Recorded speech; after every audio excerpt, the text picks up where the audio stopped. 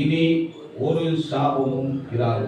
ஒரு ஆமீன் சொல்லுங்க. அப்படின்னா என்ன அர்த்தம்? பாவம் நீக்கப்படுகிறது, சாத்தான் தோற்கடிக்கப்படுகிறான், மரணம் ஜெயமாக விழுங்கப்படுகிறது, நியாய தீர்ப்புகள் கொடுக்கப்படுகிறது, சிருஷ்டிப்புகள் அனைத்தும் திரும்பவும் புதிதாக்கப்படுகிறது.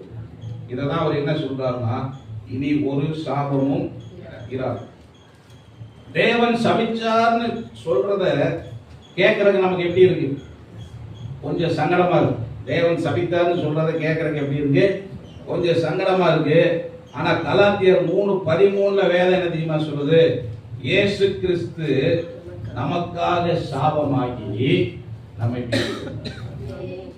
சபிச்சது அவர்தான், கடைசியில நமக்காக சாபமானது அவர்தான், அந்த சாபத்திலிருந்து நம்மை மீட்டெடுத்தவர் அவர்தான். கொஞ்சம் ஒரு ஆமீன் சொல்லுங்க. இததான் தேவனுடைய அன்புன்னு சொல்றோம், தேவனுடைய கிருபைன்னு சொல்றோம். பாவம் செய்யும் போது ஒரு நியாய தீர்ப்பு கொடுக்கிறாரு. அடுத்தது இரக்கமுள்ள தேவனாக வெளிப்பட்டு காரியங்களை என்ன செய்கிறார்? நமக்காக செயல்படுத்துகிற தேவனாக இருக்கிறார். அப்ப மறுமையில என்ன நடக்குதுன்னா, நாம் இயேசுவோடு இருப்போம். எப்படி இருப்போம்னா, பூரண ஐக்கியத்தோடு இருப்போம். அதுக்கு அர்த்தம் என்னன்னா, சாபங்கள் கிடையாது, பாவங்கள் கிடையாது, அவருக்கும் நமக்கு இடையில எந்த பிரிவினையும் இல்லை, எந்த ஒரு பிரச்சனையும் இல்லாம நம்ம என்ன செய்ய போறோம்னா, அவரோடு பூரண ஐக்கியத்தில் நாம் என்ன செய்ய போகிறோம்? இருக்க போகிறோம். இரண்டாவது நாம் எப்படி இருக்க போறோம்னா, 1 யோவான் 3ஆம் அதிகாரம் 2வது வசனத்தை ஒருத்தர் வாசிப்போம். 1 யோவான் 3. பிரியமானவர்களே, இப்பொழுது தேவனுடைய பிள்ளைகளாய் இருக்கிறோம், இனி எவ்விதமாய் இருப்போம் என்று இன்னும் வெளிப்படவில்லை.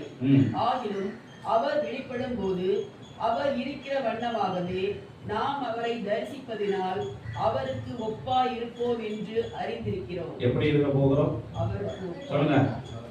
அவருக்கு ஒப்பாய் இருப்போம் என்று அறிந்திருக்கிறோம். அவருக்கு ஒப்பாய் இருப்போம் அப்படிங்கிறது என்ன அர்த்தம்னா, நாம் அழிவில்லாத சரீரத்தோடு நாம் வாழ போகிறோம் அர்த்தம் முதல்ல.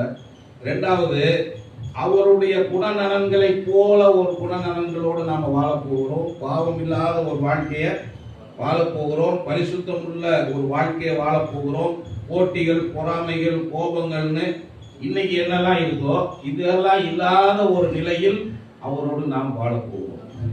அவரோடு இன்னும் அதிகமான ஒரு நெருக்கம் நமக்கு கிடைக்க போகிறது.